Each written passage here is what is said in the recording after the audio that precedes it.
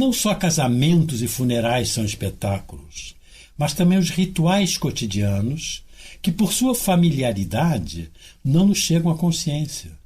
Não só pompas, mas também o café da manhã e os bons dias, tímidos namoros e grandes conflitos passionais, uma sessão no Senado ou uma reunião diplomática, tudo é teatro.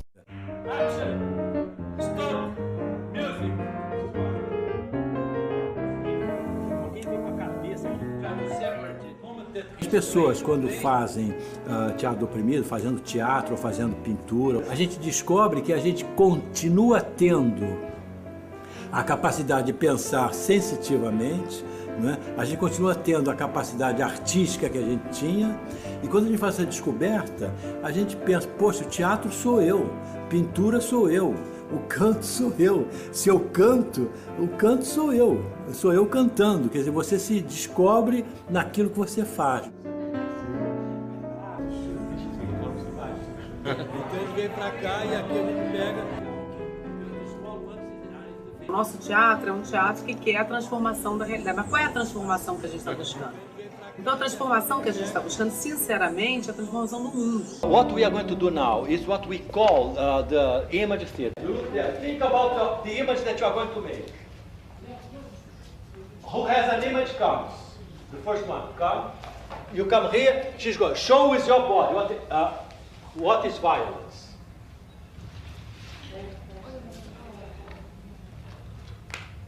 E a opressão não está necessariamente no exercício do poder, está na sua existência. Se eu tenho o direito de fazer mal a uma pessoa, isso já é um mal. Quer dizer, o fato de eu ter o direito, ter a possibilidade, ter o poder de fazer alguma coisa contra alguém, de oprimir alguém, isso já é opressão, mesmo que eu não exerça. Hoje a gente não sabe exatamente em quantos países o teatro oprimido está. A gente sabe que está no mundo todo. Da Austrália aos Estados Unidos, da Índia à Itália, da Alemanha a Uruguai, a gente sabe que tem teatro oprimido. My origin is Philippines, from the island called Mindanao. Je suis du Sénégal. My name is Doug Patterson. I teach at the University of Nebraska at Omaha. We also Ujeto de Angola. We have developed teams in 12 different states in India. We started a program in Palestine to start a center for theater of the oppressed in the Middle East. There's a problem in that community. You have a conflict with the military. You cannot get this law implemented. Oh, let's get the theater of the oppressed. You know, it's like a tool. O teatro oprimido deu uma grande revolução que aconteceu em mim e está a acontecer neste momento em todo Moçambique. Augusto said, we are all theater. It belongs to everyone. In the same way, theater of the oppressed doesn't belong to us. Doesn't belong to anybody in this room. Doesn't belong to any individual, any organization, any network. Theater of the oppressed belongs to the oppressed. That's where it belongs, and nowhere else.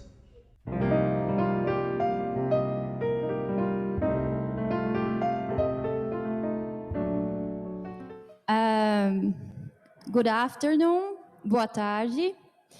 Before we start, some announcements. This event has the support of NSF Translation Team, Ana Casales and Márcio Cibato, simultaneously interpreting between Portuguese and English. Those of you attending the event online can listen to this talk and afterwards the workshop in a specific language. Please select your preferred language now from the globe icon that appears at the bottom of your screen. Nosso evento de hoje conta com o apoio da equipe de tradução. Our event today has the support of the NSF translation team, Ana Casales and Márcio Cibanto, providing simultaneous interpretation between Portuguese and English. For those who participate in this online event, you can listen to the seminar in a specific language. Just now select your preferred language from the globe icon that appears at the bottom of your screen. Right at the bottom of your screen. is being recorded, and the recording will be available on YouTube channel. I will put the link after. During this event, you who follow us online will be able to submit your questions through the Q&A tool located at the bottom of the screen. We also invite you to tell us where are you in the world and communicate your thoughts and feelings during the seminar and the workshop. I am Juliana Spadotto. I have just finished my master's in education. My research focused on theater as a tool for social transformation. I'm a member of the Cambridge Brazilian Society, and I will moderate the activity today. I will also have the support of Heidi Perez. She is a PhD student, and her research is focused on applied drama. She will be on the chat to interact with you who is online and in person. I would like to thank you everyone here in person and you online. And I would like to thank you, Susan, Susan Homerton, to Alexandre da Trindade. And for our first hour of the event, for this first hour, we will have a talk from Bárbara Santos with Q&A. And the second hour, we will have a hands-on workshop with Morag, Morrison-Helme. Without further ado, for the first part of the event, Bárbara Santos will present the Theater of the Oppressed principles and the work she developed as a founder and director of KURINGA and Madalena-Berlin theater groups. Bárbara Santos, director, author, actress, performer, and KURINGA. Bárbara is artistic director of KURINGA and Madalena-Berlin theater group. She is one of the creators and an active disseminator of the Feminist Theatre of the Oppressed. Portuguese, she has the books Portuguese 2019, Spanish 2020. Founder of the Magdalena International Network, composed by feminist theater groups from Latin America, Europe, Africa, and Asia. She is member of ITE Germany, editor of Metasis magazine, and author of Roots and Wings of Theater of the Oppressed, Portuguese version in 2016, Spanish 2017, Italian 2018, and English 2019. Aesthetics Path, Original Approaches of Theater of the Oppressed, Portuguese 2018, and Feminist Theatre of the Oppressed, Portuguese 2019. Bárbara, the floor is yours. Thank you very much. Just to check if you are listening me, can you hear me? Is okay, the sound? Thank you very much. Thank you very much. So, I cannot read anything because I am in my cell phone, yes? So, if you want to tell something for me, please speak with me. So, I'm Bárbara Santos. I am actress. For people that is at the moment in UK, I am in the film Invisible Theatre, Invisible Life of Eurídice Guzmán. Yes, like if you are here, if you are UK, you can see the film. So I am actress, I am a writer, and I work with Theatre of the Oppressed for more than 30 years. Yeah, I was working directly with Augusto Boal in Rio de Janeiro. Yeah, I am in Brazil at the moment, but I'm based in Berlin, in Germany, where I have a space that we call KURINGA space.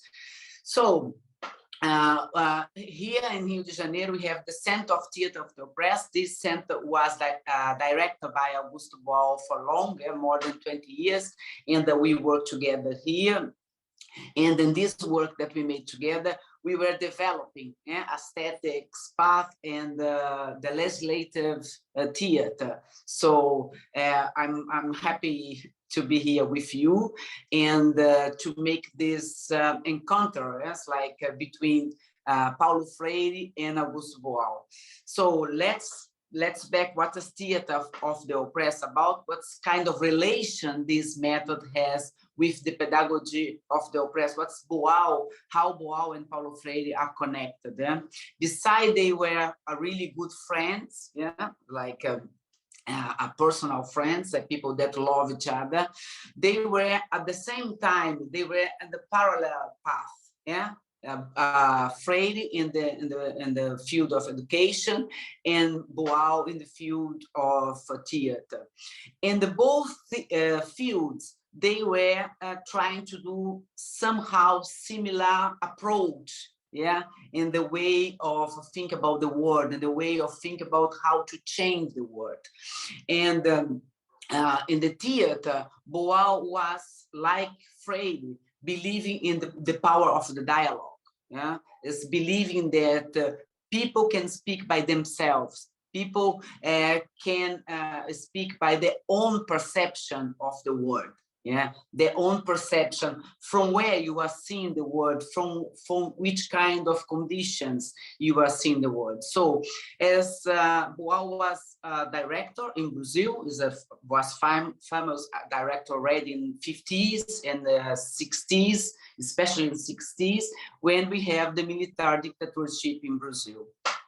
So this was a big trauma for people in the culture. You know, when you have these fascist movements, when you have this authoritarian governments, you know that the first people that they attack is the people in education and the people in art and the intellectual. Yeah, and the moment in Brazil we have this, people in education and the cultural and intellectual and the sciences, they are under attack of the government. This was the same that happened in the 60s, 70s in Brazil. Yeah? The military dictatorship was attacking both.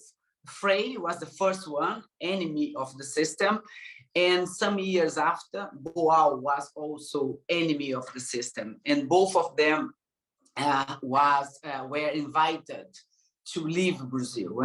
But how Theatre of the Oppressed born?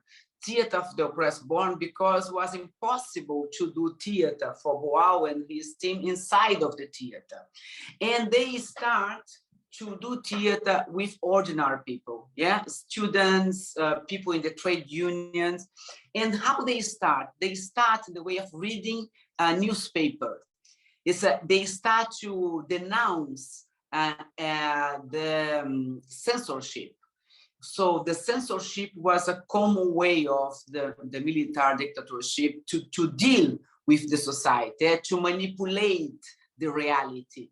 And one of the things they start was a newspaper theater. They took the newspaper and they used the newspaper as a tool. Yeah, so they try to interpret what was there and also make a lot of techniques to show what was not there. Yeah, to create image, to create a performance that people could understand what is the real, was the real news behind the news. Yeah. So when Boal, after he in Brazil in the beginning of 70, he was in Argentina, and in Argentina he worked a lot, like Freire too. They work in the different countries in Latin America, and they were working in Chile and Peru, and especially in Peru, Boal was developing different kinds of techniques.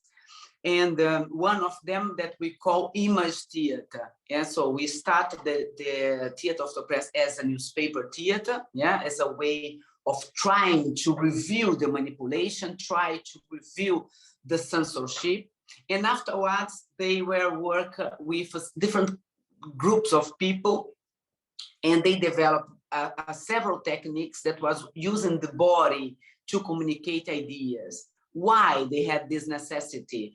Because this was a project that people was learning, write, and read, but they come from different backgrounds. They have different indigenous language. Yeah, this was in Peru, and they had a lot of different backgrounds, cultural backgrounds, but also mother tongues, and that they didn't have a common language. All of them was learning Spanish. And then they together developed a way of communicating that was not based in the word, but based in the concept. So when they want to communicate something, they use the body and they create image. So the image theater is a non-verbal theater. We say things using our body, our movement, and we create a narrative, but the narrative that does not depend on words. And after that came out the forum theater. Forum theater is another technique. That is a technique that we present on stage a question. A group of people represent their own problems, some problem that they are faced in their life, and they present it as a performance, as a question, and then ask the audience, what can we do together? How can we find ways to overcome this oppression? So the audience is invited to come on stage and together find ways. So this is a technique that promotes horizontal dialogue. So what's the way of breaking down this fourth wall? Don't have wall between stage and audience. And people see first turn the representation, the performance, but second turn is about exchange ideas and try out, improvising, creating new scenes to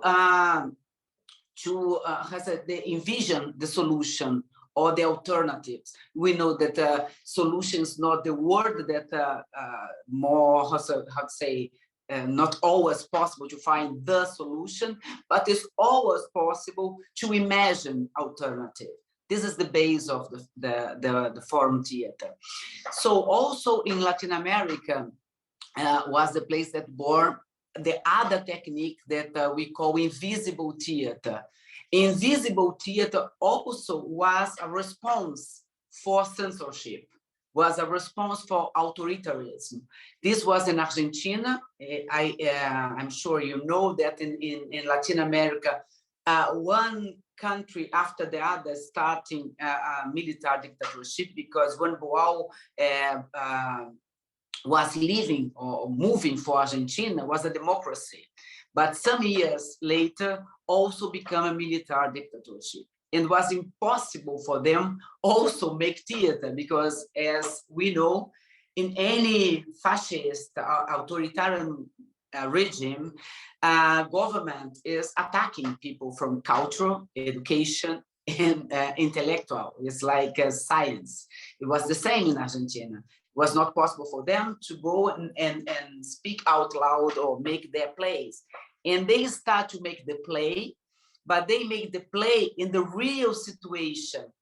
The play was playing in the place that the audience didn't know that they were audience. They didn't know that this was a theater. They were creating a scene to put a topic on stage, but this doesn't exist the stage.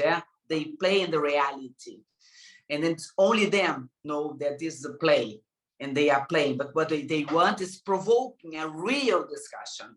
Invisible theater is invisible as theater, but as real as a provocation for a discussion. So it was not possible more for Boal to live in Latin America because of the military dictatorship, and he moves to Europe. First for Portugal, and afterwards he moved to France, Paris. And in France, they start other kind of research that we call rainbow of desire. The rainbow of desire is more about several techniques that is investigating the oppression that we already internalized. What is the Paulo Freire used to say that when the oppressor is inside, it's like they don't need to work anymore, because we already incorporate the ideology of the oppressor, and then we are playing the game.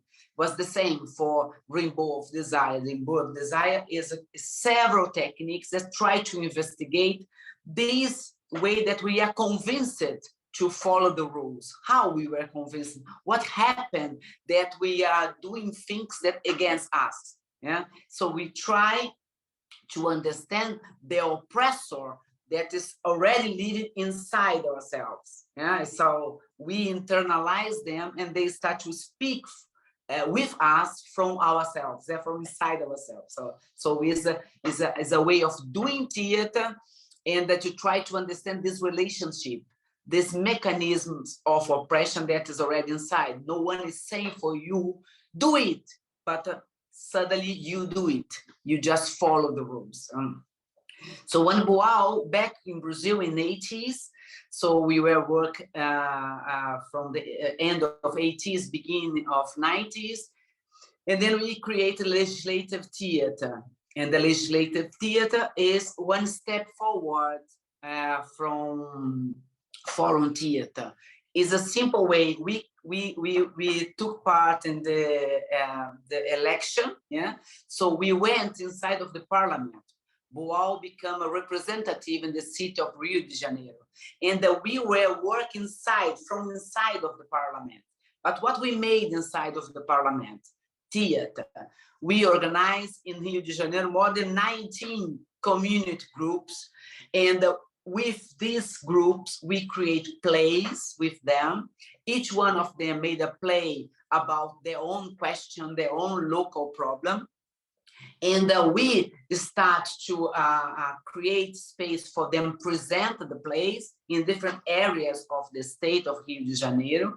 And we were asking the audience, what can we do to solve this problem? What would be a good solution, or what would be the alternatives for that?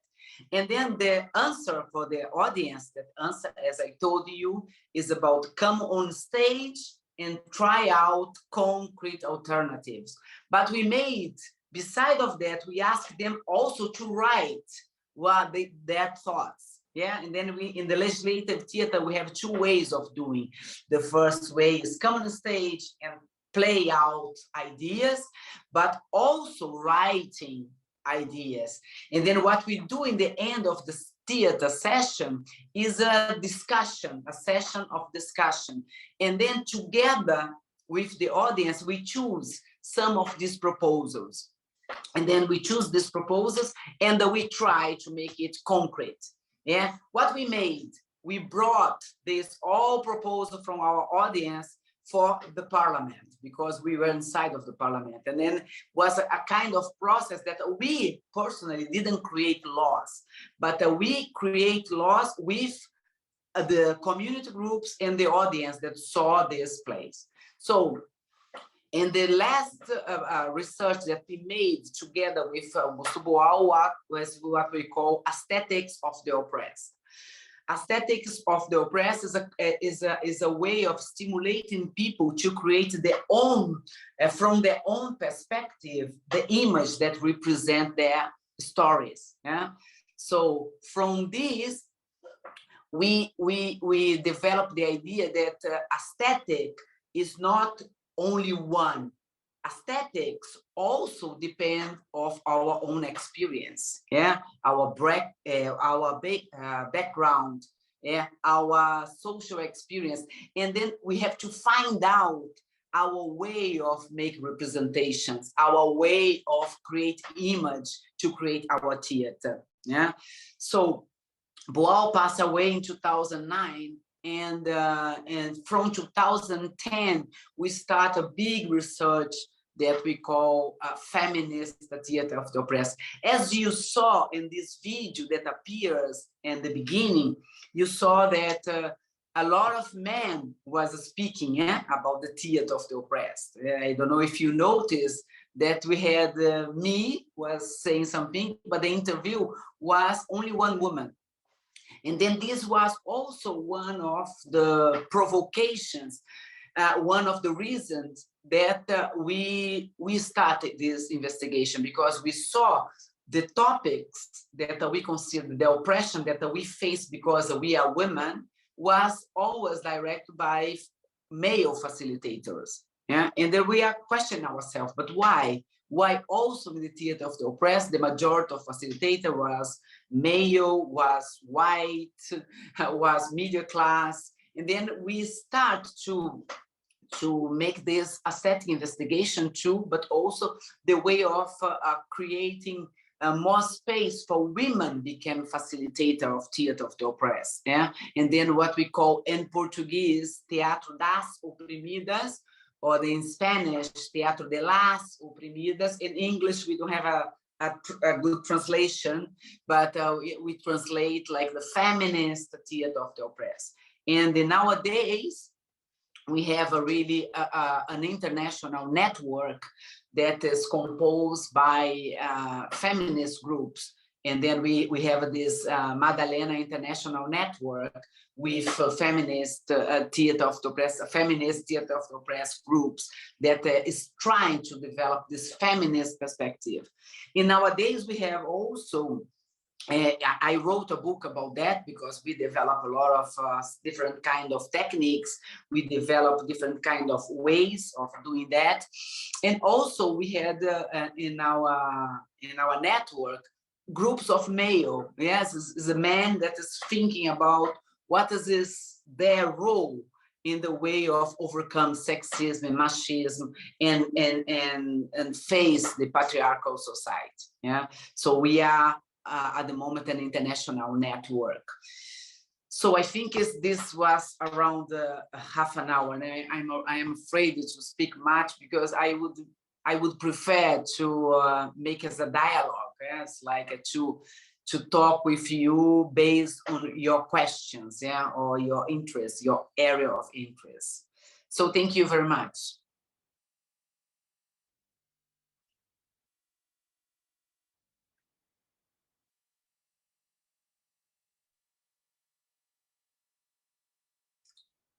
So I cannot read I suppose that somebody going to pass me the questions. I cannot read my phone. I have no time. And I will start seeing if any questions from this room, and then I go back to you. Does anyone have any question, comment?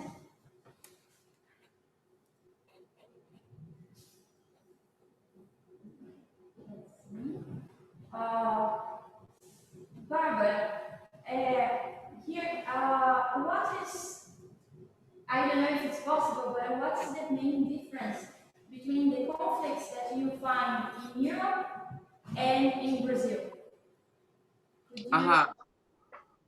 Yeah, I understand.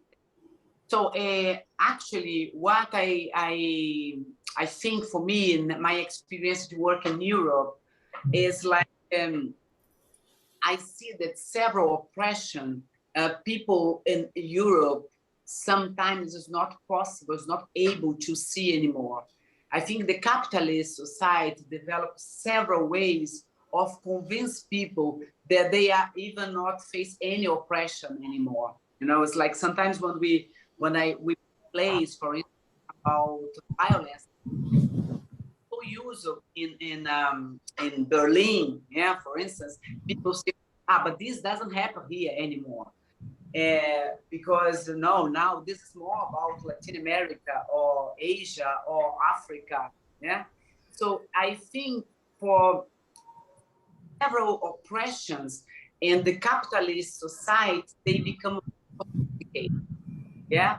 They are more because if you, my experience is like it's the same base, you know, the patriarchal same in different space, but the strategy to use it is different, yeah. And what I see is the complexity or the what I used to say sophisticated. You know what I mean? It's like it's not obvious. It's not in front of your face. Yeah. In Berlin, for instance, the feminist movement, we are using a lot of research to show how many situations women earn less than men for the same work. And then we don't say, this also happened here. what we use is we make research and we use the numbers because people are convinced that they are in the other situation. You know, it's like, I know we have more equality. And then we go and then we research.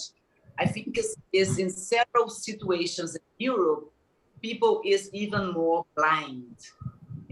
Like it's difficult to see the reality. Is my impression. Thank you. If anyone in the room has questions, please raise your hand. And I think Heidi has questions in the chat. Okay. Heidi. ¿Cómo podemos entender a obra de Boal a partir de la perspectiva decolonial? I'm sorry, I couldn't hear her. Do you understand? How can we understand the work of Boal from the decolonial perspective?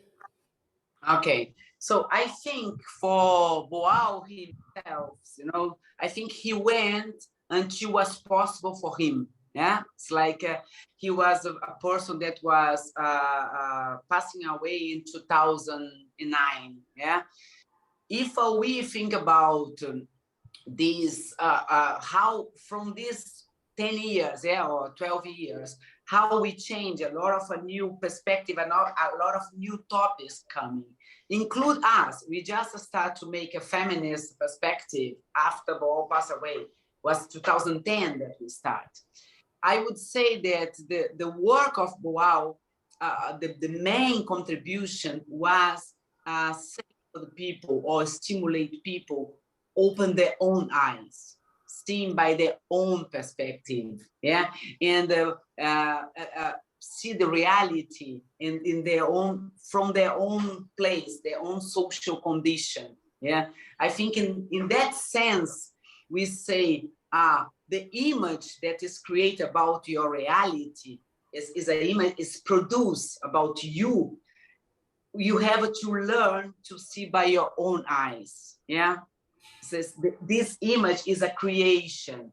I think this is a great contribution to say the image that we see, our own image, our reflection, yeah, is not us, is a creation. We have to find our own view in the image that we are, yeah.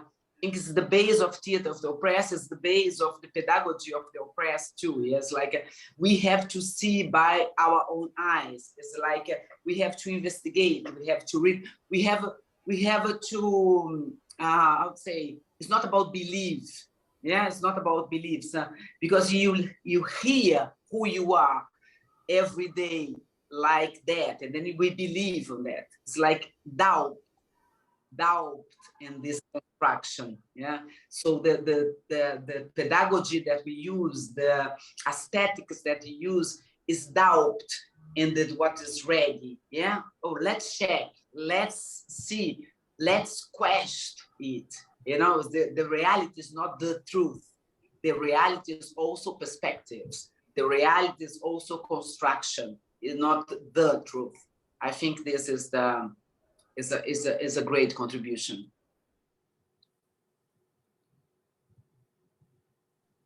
Thank you, Bárbara. Saludos. There's another question from the chat from Vicky.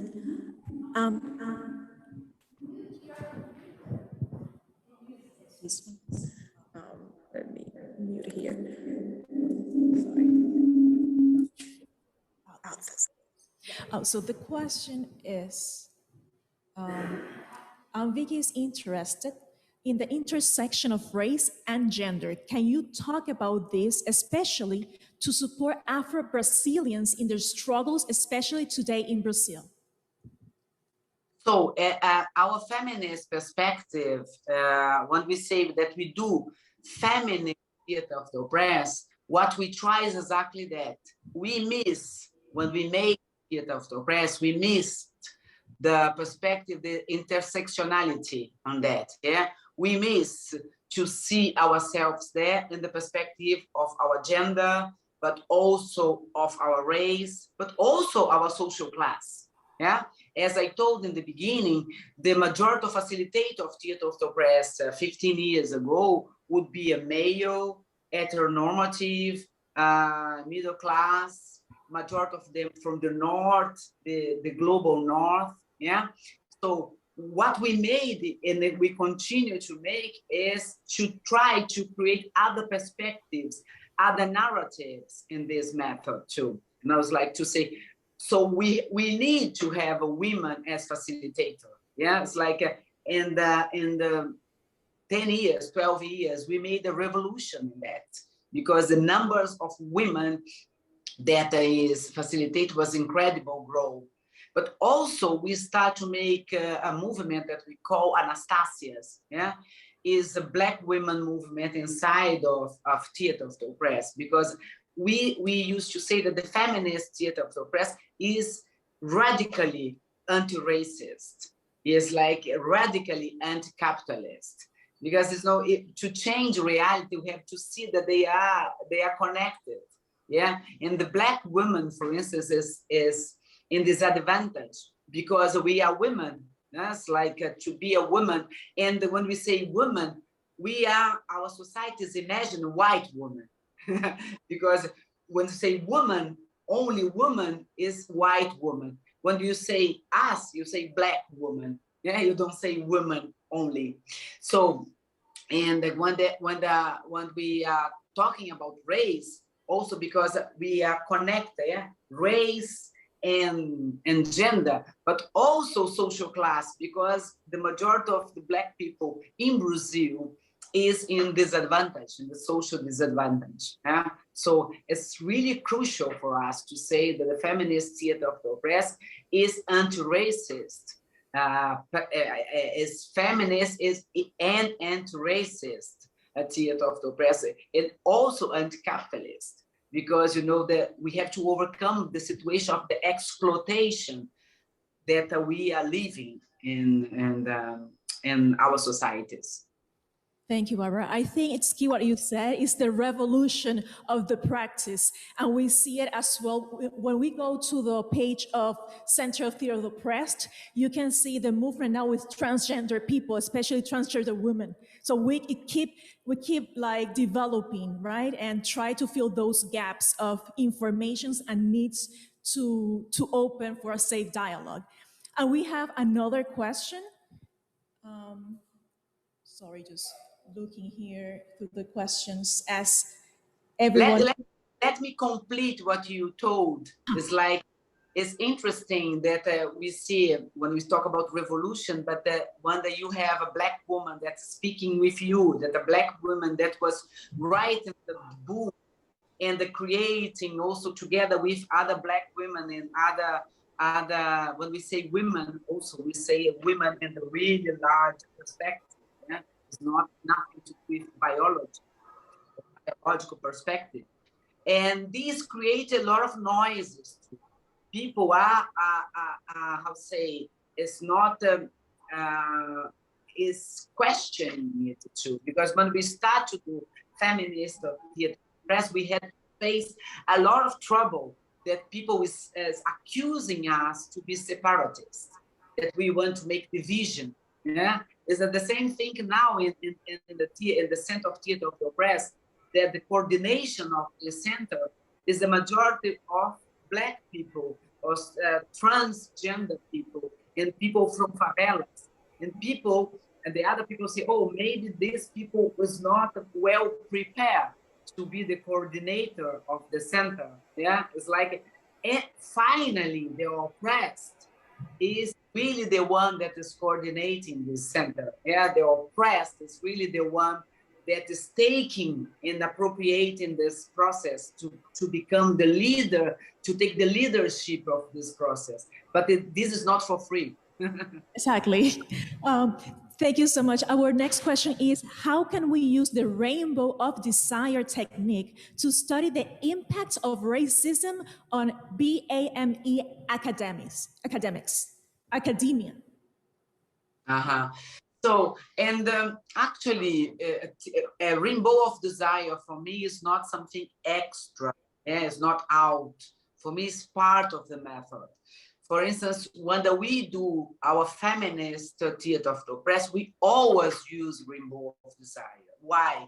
Because the oppression that we face as women, they have several levels.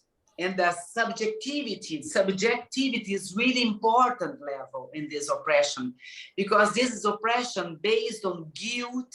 Yeah, we feel guilt and shame. Guilt and shame is really two crucial elements for the silence that we are inside. Yeah, we are silenced, and it's not a choice to be in silence, but be silenced. Yeah. So shame and the guilty, the feeling of being guilt is so deep. So as this level, the oppression, we have to have space to investigate this, because this is against ourselves. When we feel guilt, it's so difficult for us to react, because we feel like we are the one that is provoking our own oppression. Because women are always accused by being oppressed. We are facing oppression, but we are accusing to provoke it, yeah? Or we are accused not to have a good alternative for that. So for us, it's always fundamental to use these techniques, yeah, to try to investigate this level that is about subjectivity, yeah, the things that we internalized.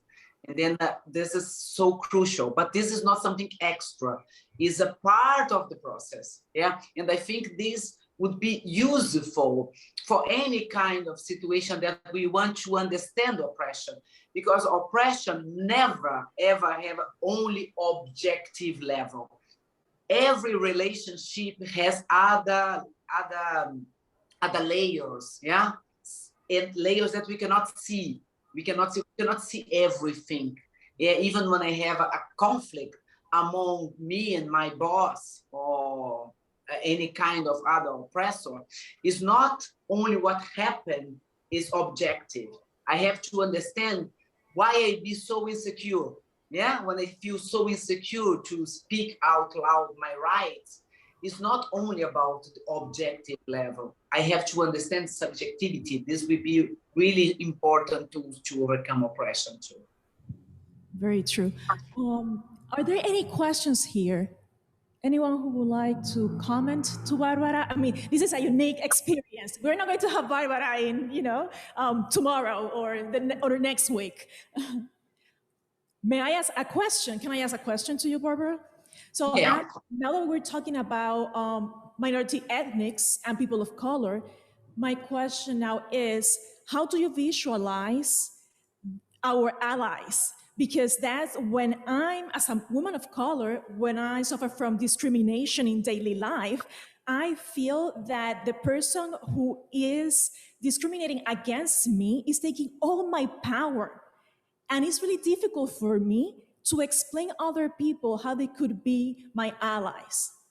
Do you have any possible answer for this?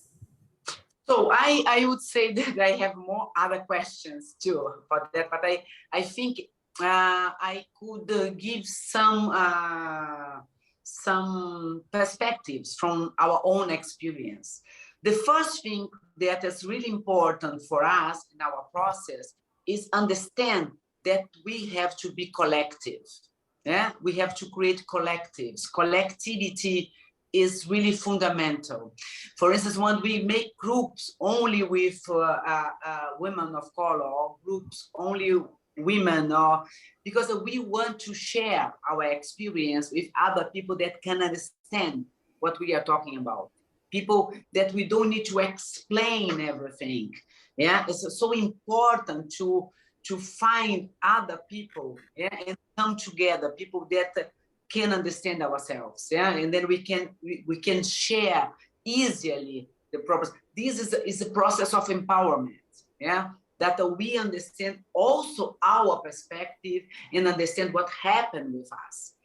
Of course, we do this to empower ourselves, and the next level is to be empowered for the dialogue with others.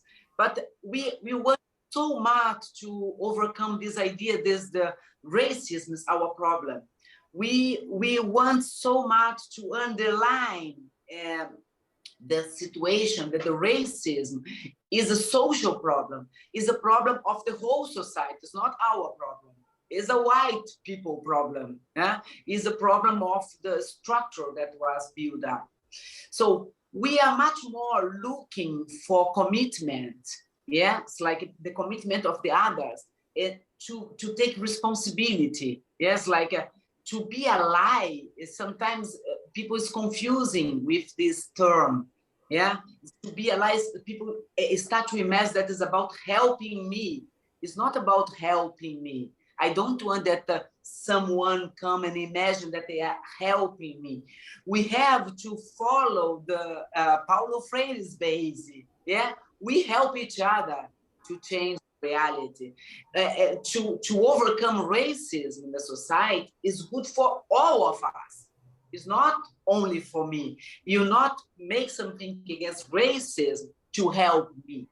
You know, to overcome racism is better for all of us. And then we have to understand that. And each one will take their own responsibility on that. You know, it's like this kind of conversation that is alliance has to be maybe in the deep discussion. Yeah, because several times people understand this as a way of helping the others for the others' problem. And this is not my problem, you know, racism or sexism or machismo is not my problem, it's our problem. We have to understand this is our problem. You know, it's like we don't face the problem from the same perspective, but we all is inside of the problem because, you know, like this is a social problem. We are part of the problem, and then we have to be part of the solution as well. Yeah. Excellent. Thank you so much. Juliana, any other questions or?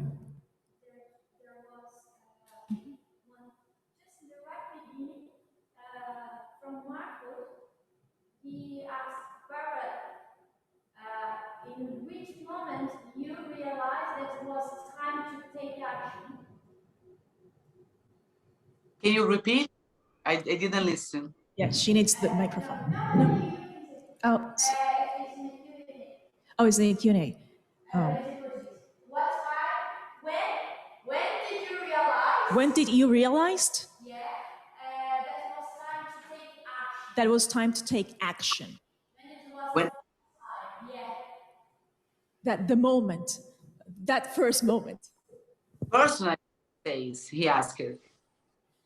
Yes. Me personally, I think as a Black woman, is have a different moments of the life that is so obvious for me. Yeah, not always I could understand the problem, but I so early understood that something was wrong.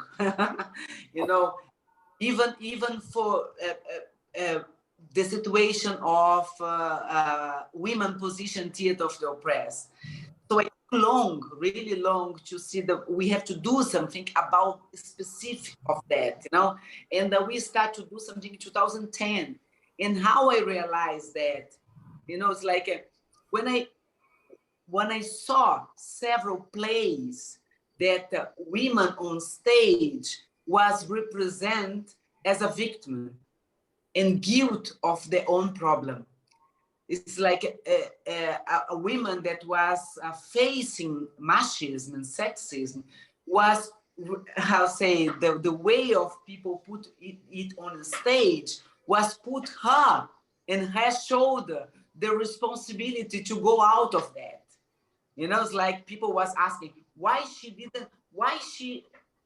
easily don't go out of the relationship. You know, it's like it was her responsibility. And then, but this is a process. We are so inside, we are so deep, you know, this is what the thing that we have to learn from Paulo Freire and Augusto Boal. Sometimes we become blind, we cannot see because reality is making a lot for you. And then you have to take some levels or, you know, smoke from in front of your eyes. For instance, for me, I took doing theater of the oppressed long. I took more than 20 years to say, wow, I have to start to do something. I have to make an aesthetic investigation to do how to put women's question on stage. Yeah. How to put this in the way that they are not responsible. They are not guilty for their own, their own oppression. You know, this is, it's not one day that you open your eyes. It's a process. Open eyes is a process. It's like we cannot see. This is the thing. We have to be aware that we don't see everything. And the system is working for we cannot see. For instance, now in Brazil, you have the impression that you cannot understand reality. Every day happen a lot. The government makes a lot of smoke, and then you cannot see. And then people just start to answer we have the agenda that is provoked by the government, that is confusing. You have really the impression that you are confused. I cannot understand, you know, but we have to take a step and stop to pay attention and to see. You know? Thank you so much. But it was not one day, it was not something like that. It's a process. And it's when we are reading also Pedagogy of the Press and Theory of the Oppressed, we start reflecting as, you know, it was written at that moment, thinking from the perspective of the male. It was the hombre, right? It was like the person, right? So we can observe history happening within practice as well. Now I'm going to pass the microphone to Juliana. Okay, we will go for the last question. Yeah?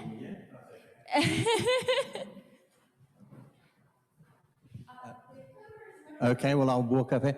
Hi, my name's Roy. I've been doing Theatre of the Oppressed in schools for about 30 years.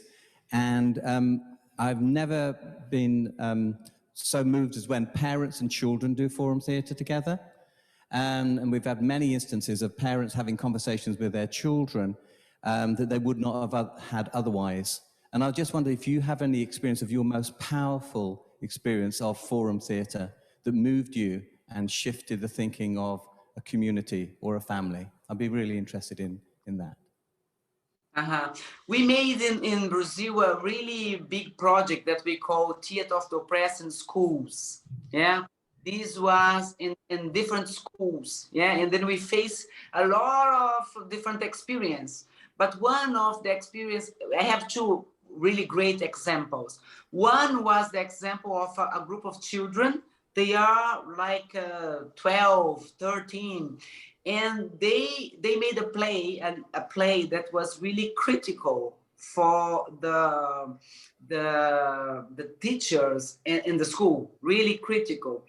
And then we propose for the school a dialogue, yeah, because the children have something to say. And the people from the school, they forbidden the presentation for the other people in the school. It was really amazing. And then we were like, maybe we cannot force it. And the children told, no, we want to present it. We have to find other places to present it. And then we found the theater. And then we found the theater, and they invited their parents and the people from their community to go for the theater. It was so powerful to see how these children, these students want to communicate, and so powerful to see how they understood that they could create their own narratives about the reality.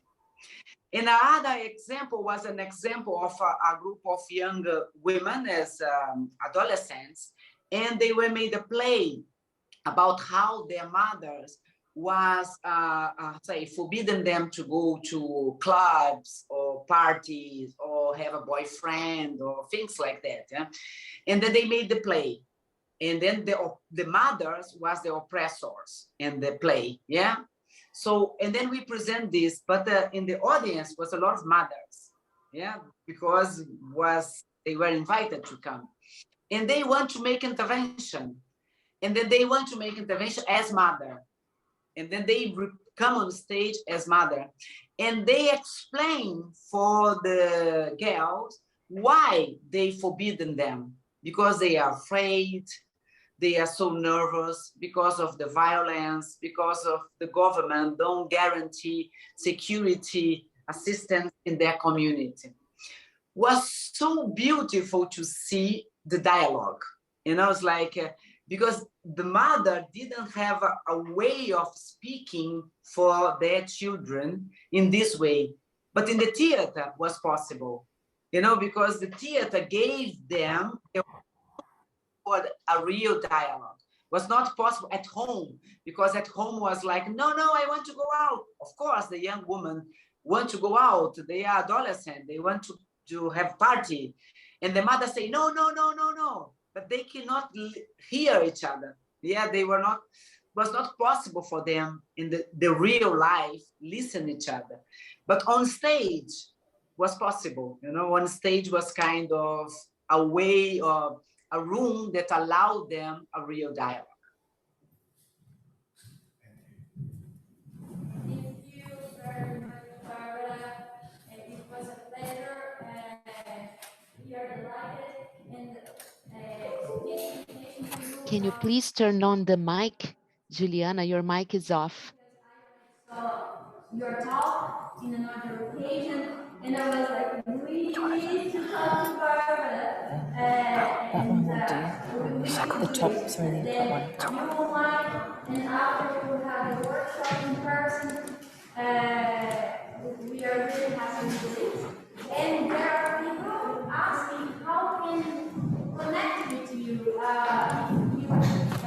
if your email or network. Juliana, could you please turn on your mic so we can translate into Portuguese, please?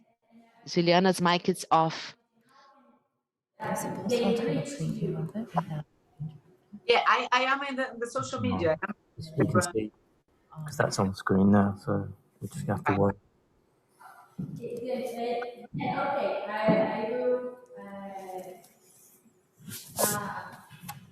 I will put your social media on Facebook. Link.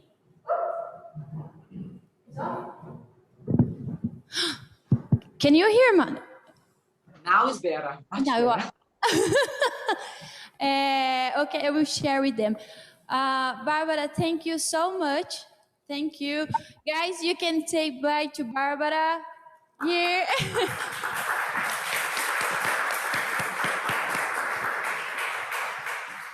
Thank you so much. See you next time. See ya. And for those who are waiting for the workshop now, we want to see your faces here too. And to do that, I have to promote you as a panelist.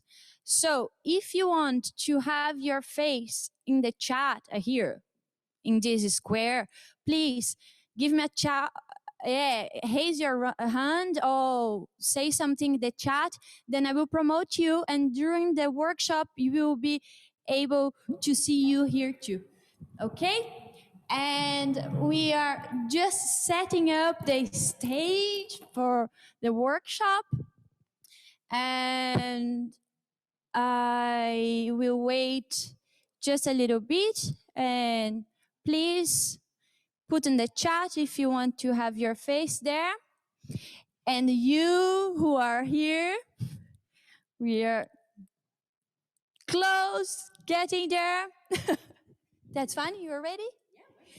If you play here on video, you don't need to promote the gallery. Full screen? No. Gallery? Gallery. And I can see everybody there. You don't need to promote. But we have just 6. Yeah, because it's... This is a different one. Well, you... Yeah, that's okay. Then I will present you. I introduce you then. Okay.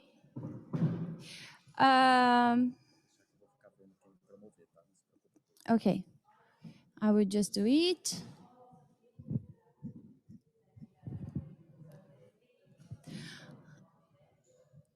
Okay.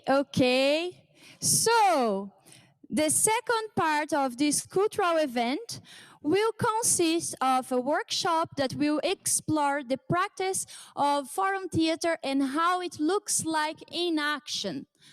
Forum theater is a participatory theater practice that presents a conflict and encourages the audience, expect actor, to step in.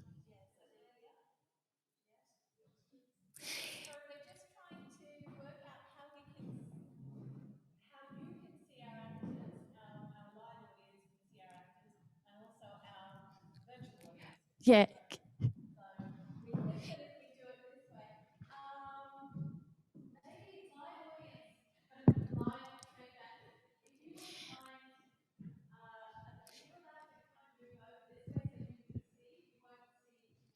We are just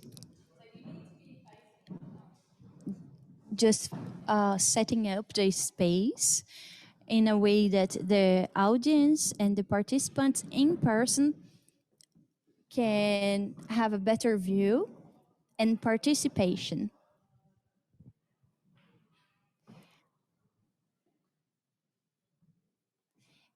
And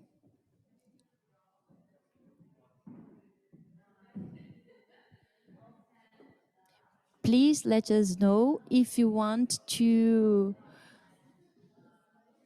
be in the screen here, and then we promote you as a panelist too, and we can see you, because at the moment we cannot see you who is online.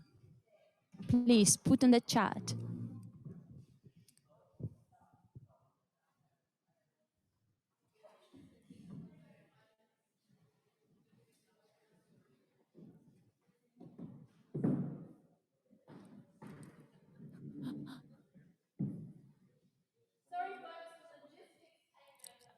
I will just show you what we are doing.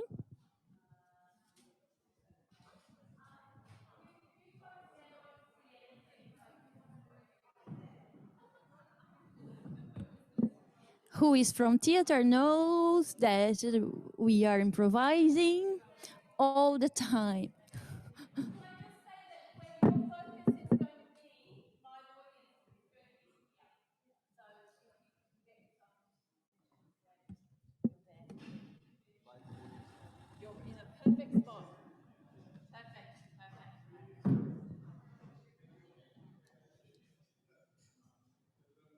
Ah.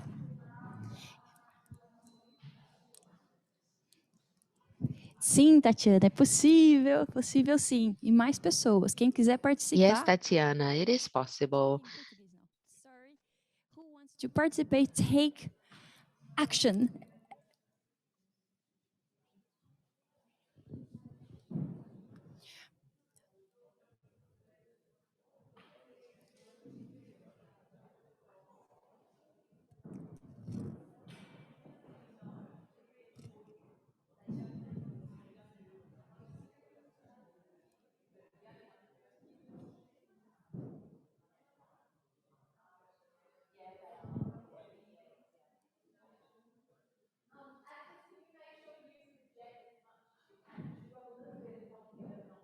Hey.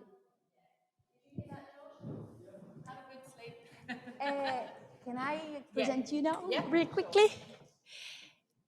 So, as we were saying, the expect actor replaces the protagonist and seeks possible solutions to the staged issue. Forum theater was created by Augusto Boal, who was influenced by Paulo Freire's work, Pedagogy of the Oppressed. During the workshop, participants will be introduced to key concepts of conflict management theory to make connections to a scene they will see played out for resolution. Participants will interactively explore how, armed with the knowledge of conflict theory, their interventions may work towards a resolution. Participants online and in person will have the opportunity to offer ideas for the theater forum scenario. Morag, Morrison-Helme, has taught drama and applied theatre across a range of settings in Australia, United Kingdom, and Sweden.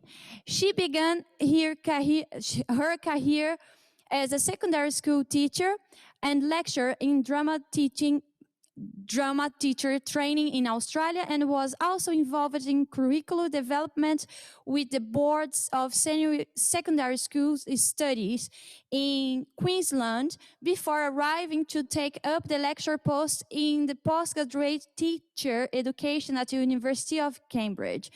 Morag has been involved in ongoing research in conflict management, pupil voice, and democratic teaching and learning through the art education and embodied learning. Most recently, she has been involved in developing an understanding of the role of applied theatre pedagogy, what it can play across diverse educational contexts and international settings. Morag, the floor is yours.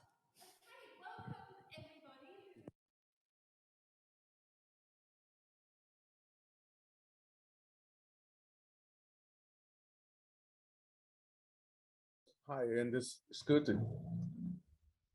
But my research has been in the area of applied theatre, and my connection, as Juliana has said, to Freire and to Augusto Boal is that I have used forum theatre, his method called forum theatre, in the work that I've been doing in professional development and with different groups of people. Now, what you're going to see today is just a little taste of what would normally be something that is a lot more developed. So please forgive. I must also tell you that our incredible actors today have had literally about 40 minutes rehearsal in total, and we lost one of our key actors a couple of hours ago. So Josh, Josh over there has stood in and literally has had like 20 minutes to work out what's going on. So you'll have to bear with us with that. What I thought I would do is give you a little bit of a taste of how I use applied theatre and Boal's techniques in concept, in teaching a sort of concept and understanding an issue that might be very useful in all sorts of contexts. So what I've done is I've combined a little bit of conflict management theory, and I teach that through applied theatre. So I'm going to give you a crash course in conflict management. So in the next 5 minutes, you are going to become experts in conflict management very, very quickly. So what is conflict, is managing conflict all about? And I use managing conflict rather than conflict resolution, which you sometimes will hear, because we might want to think about whether or not it is actually possible to resolve and whether or not it really is something that we need to resolve. But let's have a little look at what we mean by that. So in conflict management theory, it has been suggested that there are always 3 phases in any conflict. And those 3 phases are latent, emergent, and manifest. Any conflict at all, whether it's a war or whether it's an argument between 2 people, the theory goes that there are always that 3 phases in the conflict. And you'll probably see that as you're watching the performance today. Now, just to explain what each of those mean, the latent stage of the conflict is when you've got the potential for something to become a problem, but it's not necessarily a problem at that point. So the metaphor I really like is the idea of a fire. If we think of a fire, a blazing fire, as being a manifest conflict, a big problem, then it will start somewhere. Now, it may start with matches and some dry wood. Now, the matches and the dry wood are not a fire, and they may never become a fire, or they could become a fire. So it's a good metaphor because the matches might be here and the wood might be there, and those two things may never be a problem, but there is always the potential that they could be. So you can maybe work that metaphor out with maybe even international conflicts, if you like. So what happens in the emergent stage of the conflict is that something happens that might make the propensity, the likelihood of the fire happening more possible. And so we call that the emergent phase of conflict. So maybe someone goes up and picks up the box of matches and brings it closer to that wood. What might happen is that they get closer and closer and closer, and maybe they start to even build the wood into some kind of bonfire, some sort of shape which suggests that they're going to create a problem with it. So the conflict in that emergent stage is escalating. You've probably all heard that term with conflict, escalation and de-escalation. So it might escalate even further when somebody lights the match. That might be a trigger point. And then they put the match to the wood, even bigger trigger point. And then we have a fire, and that fire could become something even bigger. So the metaphor of the fire, I think, is quite a good one when we come to think of conflict. Now, at any given point in that process of leading up to that fire, it may never happen. Maybe the person that picks up the matches walks off with them. Maybe the match doesn't light. Maybe they walk right up with the lit match and then decide to change their mind and do something else. So there's always a possibility that that won't happen. And we call that, escalation, or potentially the de-escalation of a conflict. Now, I guess it's pretty obvious that if a conflict is escalating, the closer and closer you get to that flash point, the further it is to pull back from it. If it can be actually solved early, sometimes there's fewer steps to go backwards, to go down. Do you know what I mean? You have more steps to go down if you've got a bigger problem. Now, that's very, very basically for you conflict theory. There's a couple of other layers to that, and that are that when we've got human beings involved in anything, they have external motivations and internal motivations. You're going to see something in a moment when you see the Forum Theatre piece that my actors have prepared for you, and each of them has some motivation. They're human beings. There's some subtext to what they say. You'll hear them say something. There's something going on underneath the surface there. There might be external motivations and there might be internal motivations for their attitudes. And their personal characteristics might also come into play. So, for example, there are people that are maybe just naturally more passive than others. There are people that are more vocal than others. And their actual characteristics and their personal characteristics might also play into that situation. So there you go. You now have had a lesson in conflict management, and you're all experts in conflict management. But I want you to keep those. I might just put these phases up behind us here, and I want you to just think about those ideas as you're watching the Forum Theatre. Hang on, just go back and put where is our little one here? Yeah, I'll just put that there. Now, and I think do I have to turn something on here? Because I'm going to, am I okay? I'll move around? Okay.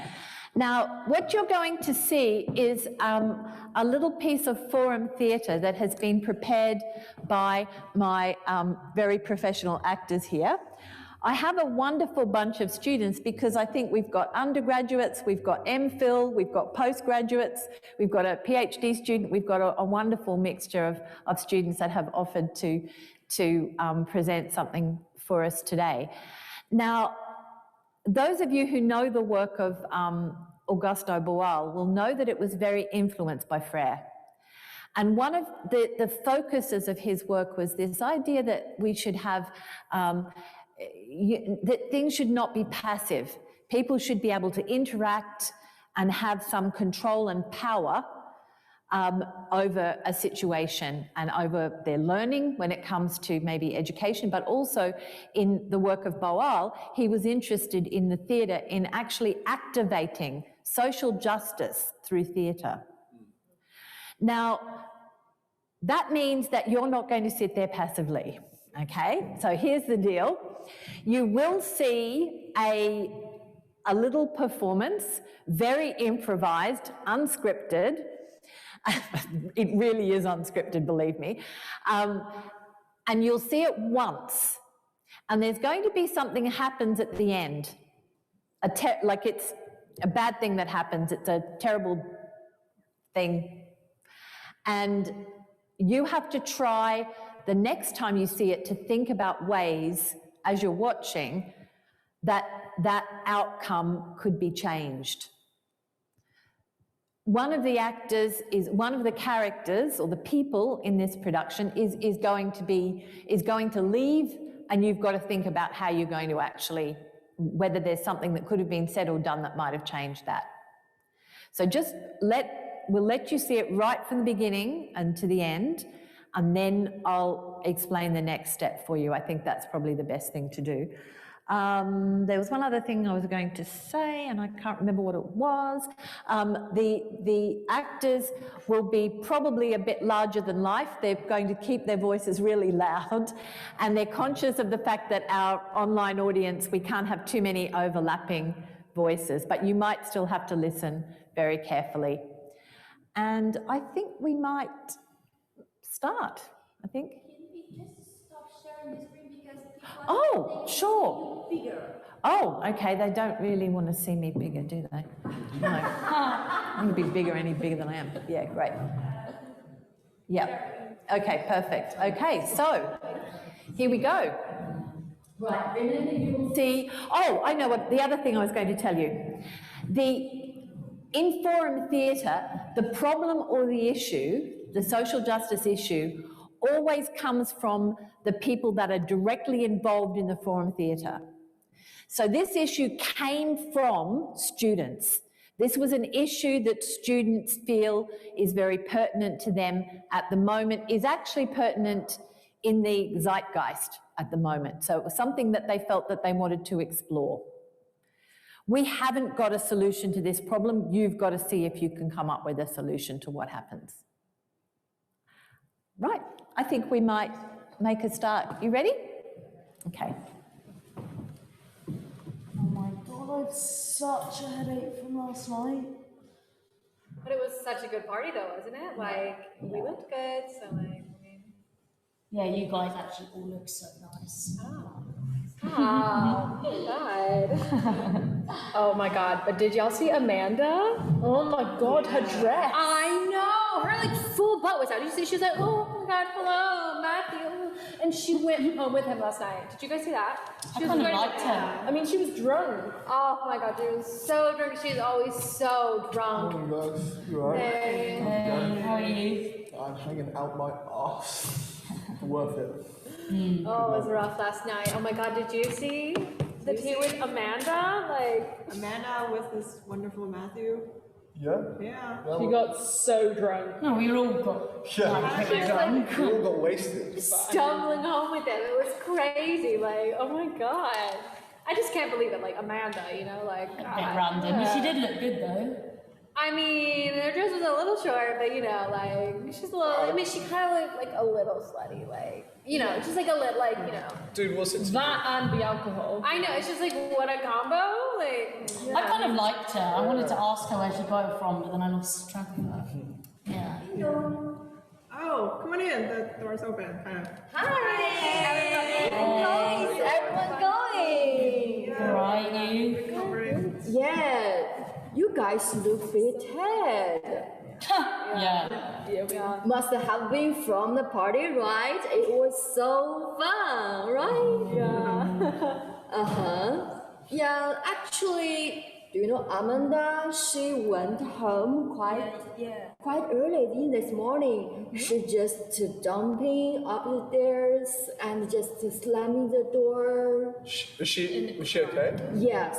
She was crying in her room. Oh my She God. locked herself. Amanda's always crying. Oh my God, she's so dramatic. What's wrong with you? Shut up, I'm gonna call her, see if she's okay. Amanda? Morning. How's it going? No. Really? Oh shit, man. Nothing at all. Okay, I'll be over there in 5 minutes. Yeah, I'm so sorry. Yeah, hold on. I'll be right there. What's happened? Guys, she woke up in Matthew's bed. I mean, of course she woke up in Matthew's bed. Lindsay, She was drunk. leave it. She doesn't remember how she got there, and she didn't want to be there. She didn't want to be there. Yeah, I'm going to go and speak to her. Wait, okay. You're going in now? Yeah, I'm just going to go and pop over and see she's okay. Yeah, I'll be right okay. back. See you in a sec. Yeah, no worries. Oh my God. Okay. She was so dramatic. Like, she went home with Matthew. We did it. Like, She doesn't should remember. be so lucky. Like, oh my God. Okay, just because she doesn't remember things, it doesn't even matter, does it? Oh my God. Wait, what did she think happened? She thought Matthew did something that No. she didn't want? No, of course not. I mean, Matthew is like so nice. Like, He is so nice. Yeah. Yeah, Yes. right? We love Matthew. He's so great. Like, oh my God, are you in the same course as him too? Like, Oh, she was so nice. He helped a lot. Yeah. You know, the kindest person. I can't believe he did also, anything. I mean, we all know the effects of alcohol, right? She hasn't been living in a cave. I guess, but it's like everybody was that drunk and like. You saw I what don't she was know. wearing. I mean, Nobody that doesn't else matter saw at all. that, right? Again, like, we Like, were no, wearing, and also like. I mean, yeah, we haven't known Matthew for that long. I'm just saying, like, we've known him for what, a bit less than a year. Emotional, right? Oh my God, she's so emotional. Like, come on. She certainly does a little crazy. Like, she was drunk. What, you're just going to discount what she said like that? Oh my God. I mean, she was drunk. So It does not matter if she was drunk, Lindsay. Stop saying that. For God's sake, something might have actually happened. Guys. And you're just Guys, so she doesn't remember what's happened. I'm going to take her to the police station. She does not feel good. She's really upset. Like, I'm just going to grab my shoes. Yeah. Oh my God, I actually can't believe this is happening. What's she gonna do if she just accused Matthew for something she made up? That would definitely, you know, Matthew was going on to be a lawyer. That would just destroy his career. How do you know she made it up? You're just assuming that. We don't know. No, wait. We know Amanda. We don't know what happened last night at all. We don't know that she made it up. And like, Sophie, oh my God, like, why are you being so defensive? how are you so Like, calm about this? We've Matthew- literally just found out that our housemate might have actually abused someone, and you just don't care. Exactly, Sophie. He's literally our housemate. Like, we've known him for so long. He is so nice. Like, we all love Matthew. He's so nice. He would literally never do that to anybody. And now you're coming in here all defensive and on the attack. Like, oh my God, like, chill out. You don't even know what happened. Okay? These things always happen by most of the time by people that they already knew. So like they probably thought they were nice as well. It's the fact that you're not even thinking about it. Like, I don't know how this is making you panic. We know that she was drunk. Yeah, no, guys, we don't like know exactly what happened. We can't assume anything. Let's not judge. Let's not talk about how slutty Amanda was or anything. I think it's serious. Like, I'm going to the police station now. Okay, so just leave it. Okay, but exactly, Sophie. No, that's not what you're saying. Yeah, it is. I'm saying you said that we don't know anything, and you don't know anything, and you're over here on the attack, and you're literally attacking us. Yeah. Oh my God, I thought we were friends, and you're coming in here all defensive. You literally don't know. Wait, no, like, let me handle this. And like, this has less to do that more with the fact that you're literally saying if something happened to her, then it doesn't matter because she was dressed like a slut and she was drinking too much. What is wrong with you? It's 2021. We're at uni. Like, how can you drag another woman down like that? Literally, it's absolutely insane. Look, we wouldn't drink that much and we wouldn't dress like that. That means absolutely nothing. And if something has happened, then what? You're just okay living with this guy. Oh my God. First of all, Sophie, we don't know that anything's happened. Second of all, Matthew is literally our roommate. This is our household. If you don't want to be a part of this, like, you don't have to be, right? Like, yeah, but Sophie, we have other candidates. So if you don't want to be here, that's really fine. You know what? If you want to live with a bunch of women who are going to accuse other women of being slutty and drinking too much all the time, then, like, you go ahead. But I actually can't believe how immature you have ended up being. Oh, bless her. Sticking it a bit here. Okay, and that's the end of the thing, of the scenario. Now, I hope you were able to sort of hear what was going on, but just to give you a little bit of a context to sort of hopefully be a bit helpful, these two characters, I'm just wondering whether you might even be better with your chairs there. Would that be better, or is that okay there? These two characters, Abby and Fan, live in the household with Amanda, who's this girl that we believe, well, we don't know. She woke up in bed with Matthew. We don't know the story. Matthew is one of this household. He's not here. He's probably still in bed asleep. We don't know. He's not in this scene either. But this household here is not the household that Amanda lives in. But you can see they've got various different views on her and on Matthew. So we've got two different households. Now, maybe I could just ask you, which do you think is possibly the protagonist, the central character in the scene? I mean, we've got the two characters that we don't see, that we only hear about, but who is the person that, in terms of the conflict theory, ends up with the fire? Yeah.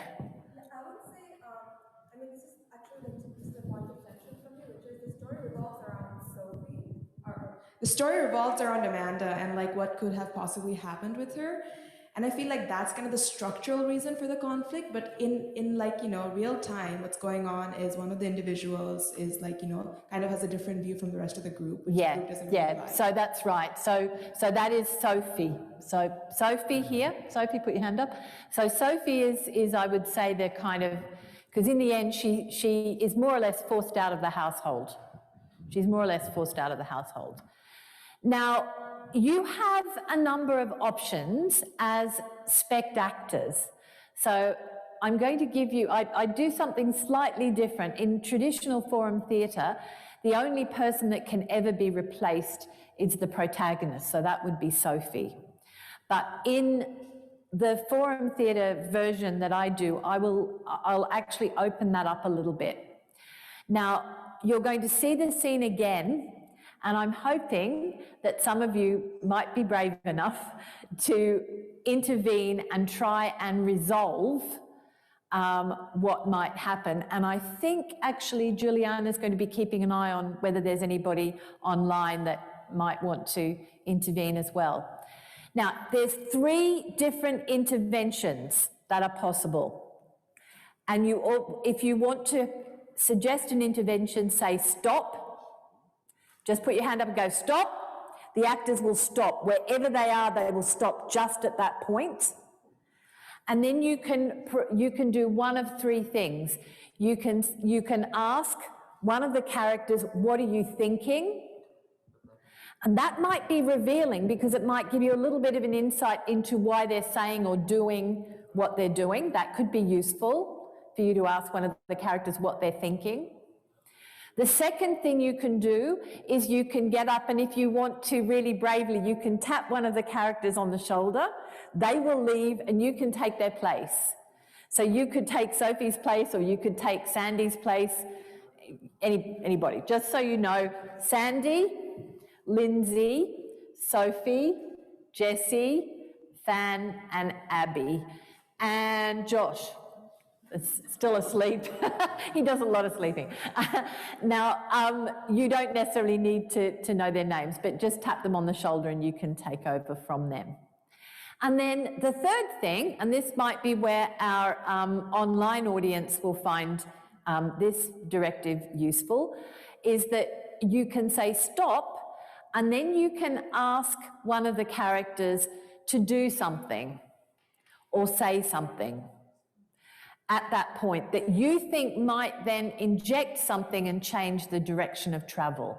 But what you've got to stop is you've got to stop Sophie leaving.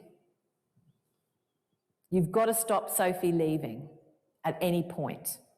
Okay? So we up for that? Great, good.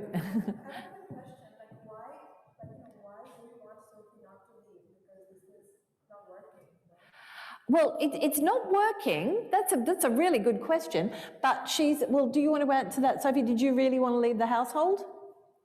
Well, I didn't live anywhere to live.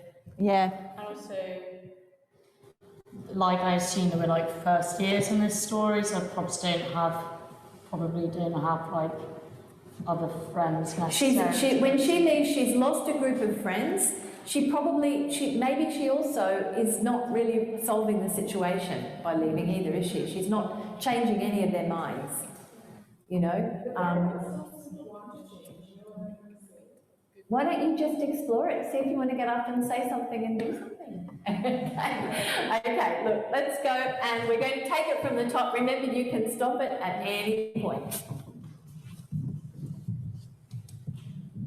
I got such a headache from last night. Oh my god. I know, but man, you looked so good. Like we looked so good last night. Yeah, I was so glad we had that party. Like, yeah, literally, you guys all look so pen. Oh my god.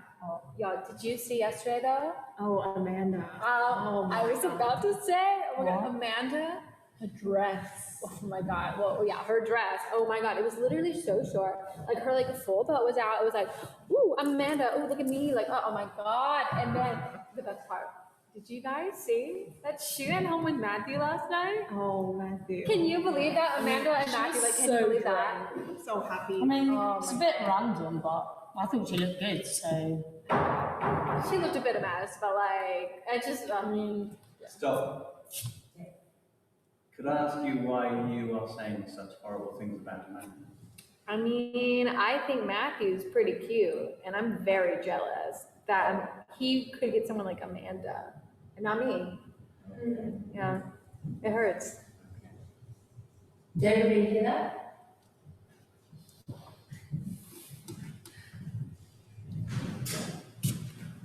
Morning, guys. Hey. Right? Yeah, you. Alright, I'm hanging out of my arse. Good night, then. Yeah, honestly. Oh my god, we were just talking about Amanda. Did you see that? Yeah, her dress. Yeah, it's nice, isn't it? Also, the amount of alcohol she consumed. Stop. I'm going to defend Amanda. Sorry, which? You two. Okay. I'm going to defend Amanda. Could I just, sorry, there was, would they really do that? That would be changing their personality at that point, wouldn't it? Yeah. And perhaps we could because she's jealous, they're going to start to attack her instead of Again, problems I'm obsessed with. One of Sorry, I'm just, this is my fault because I should have actually explained a little bit more clearly. Remember when I said people have got internal motivations and characteristics? We can't magically change their personality. So one of the things that Boal would say is if something is just a bit magic, you might be able to change their minds, but they wouldn't just turn instantly. Do you know what I mean? We can't actually put phrases in their mouths. We have to ask them just. What you could do is you could replace someone else and you could say something that might change their mind if you want to. Yeah? I suppose Sandy would. You want to play Sandy? Okay. I think Sandy, just to go back to what you said, I think Sandy would be capable of. She wasn't exactly fully against Amanda, so yes, it wouldn't be against so her you've detected that, have you? Okay, let's go. Yeah, okay. Right. Sorry, okay. here I'm in the household. Well, Amanda sure looked, but so did you. Look, my dress was below the knees. And below your and chest. Also, so true, actually. Sandy, oh my god, I can't believe you just said that. Honestly, and also you sound like, not gonna lie, guys, my tits are basically hanging out. Look, I have control over my alcohol intake. She doesn't. Yeah. I mean, that's probably how she got home with Matthew. Like, are you kidding me? Like, Yeah, guys, to be fair, we were all pretty wasted. Yeah, exactly. Like, I mean, I'm feeling it now. Yeah, literally. Like, there's touches that I didn't remember about. Yeah, well, you know what? I think if she'd gone home with anyone, I'd rather it be Matthew, because he's such a nice guy. he is so nice, right? Like, Yeah. Yeah. You don't think she stayed the night? Yeah, but I didn't see her leave. She must have left really early, because I was up at like, I don't know, 9 or something. She must have gone really early. Maybe. I passed out at 11, so missed most of the fun by the sounds of it. We'll stop there. Did that really change the course of things yet? Maybe not yet. Do you want to stay there and keep it going? No. No.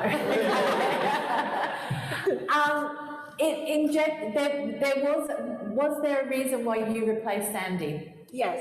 Yeah. Because I wanted to kind of... that I was dressed.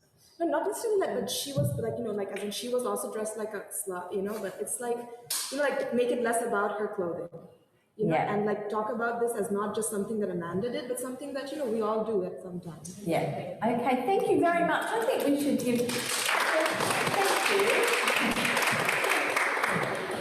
It's not easy to jump up and just join in, so thank you for that. That was a good intervention. Now, I think we're up to the point where we have our housemates from the other household arrive, so. okay. Ding dong. Oh, our friends, come on in. Hi! How is everyone going? Oh, you look so tired. Yeah. Must have been from the party, right? Yeah, it was so fun. Amanda is also exhausting. She just arrived home this morning quite early, right? She just, storming upstairs, slamming the door, and typical Amanda. Is she okay? she was crying, actually. Locked herself. Is she okay? How's this news? Amanda always cries. She's Guys, shut up. Sorry, we're gonna stop there. Yep. Can I ask about Jessica's grey sweater? Lindsay, what I'm thinking? Yeah. I'm thinking that I'm thinking that alcohol is very dangerous and that Amanda has no control over her alcohol intake. And also that she just has no control over herself in general. She's really emotional and out of control and Does that give you some insight into her? Yeah. Okay, carry on. Is she okay? After yesterday's party, I received a lot of calls from her, but well, I missed it because I fell asleep already, so I don't know what's wrong with her. I'm gonna give her a call. Okay. Yeah. I mean, it's Amanda, so we like, she's so dramatic. Hey Amanda. Hey, morning. How's it going? Really? Shit. You nothing at all. I'm so sorry. Yeah, no, I'll be around in 2 minutes. Yeah, give me 1 second. I'll be right there. Yeah, big love. Bye. See you soon. Guys, Amanda's not good. She's upset. She woke up in Matthew's bed last night. She has no memory. She has no memory of what happened, and she did not want to wake up there. So I'm going to go over and see that she's okay. she didn't want to wake up in his bed. I know she was flirting with him all night. Like, what did she think was gonna happen? Like, Maybe she doesn't remember that either. But how is she not aware of the impact of alcohol? Did she think Matthew did something to him? Or she didn't want? we all saw how she was dressed. Like, come on, y'all. She had like this shortest outfit. You guys see what she wears every day. Like, oh my god. Queen, right? Yeah. Someone said stop. Oh, sorry. Who said stop? Lauren. Oh, And hi. someone just raised their hand. Hello.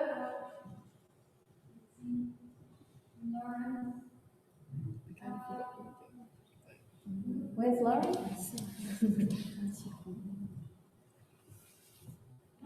Can you speak? Lars, can you speak? Ai, sim. Quando me lembrou bem a. It reminded me a series that I was watching. Is it Till the Reasons Right? And from what it seems, that it was well played right there. She didn't live in the first household group. The second group with the two girls, they are the ones who told them how she arrived. She knocked on the door crying. And when the guy calls her, it shows it seems like she's worried, she's upset, saying something that an abuse went on or something like that. So what do I think? I think that right now she is a victim. She's now a victim and not only someone who slept in the room with a guy. Okay. That would be it. Okay. Would you like to make a suggestion, an intervention in, like, by asking one of the characters a question, or maybe suggesting something that someone could say? Yeah. Gostaria. Yes, I would like to. Yeah. Sorry? The girls from the first household where Amanda slept, This household here? This household. That household, yeah. Aqui. Yes. The one on the left, the household on the left, where we have 4 people, the 4 girls. Okay, okay. Yeah. Do you want to ask them something? Sim. Yes. I would like to know if they saw Amanda walk into the room with the guy, with Matthew, if they saw. And if they saw her, if they saw something different, like her other friends told them. Okay. If they did not see, probably because they were too drunk too. Great. That's a good question. So the question, girls, is did any of you see her go off with Matthew? Because Matthew lives in your house. Yeah. It's his bedroom. So did any of you see her or them go into his bedroom? Did any of you see that? Yeah, I did, because I tell everybody about it. I saw them sneak off together. And they both looked pretty drunk, but so were we. Yeah. Is that okay? Yeah? So one of the girls did see the household. Now somebody over here had an intervention. It's about both of you. You just saw your housemate, your household, how she get home, and then you saw that and you didn't anything about it. It's just judge her about how her dress up or about her personality. Because, okay, despite her personality, she is a girl, she's a woman, so, and she, in a party could have anything to her, like drugs, etc. So how you both you noticed there's something particularly different on her, there's something wrong on her, why you didn't do anything about it to help her or just ask her, do you need help? Are you okay? Okay, stop. Now to actually ask them that, you have to intervene as a character. So you maybe have to replace Sophie potentially. She's asking them. Yeah, exactly. But you can't. You're an audience member, so you either have to ask them that question as a character. So, and I reckon you would want to choose the right character. You're not going to choose Jessie to ask that question, are you? Because Jessie's probably not likely, but maybe Sophie would. So you could replace Sophie if you want to ask that question and see what they say.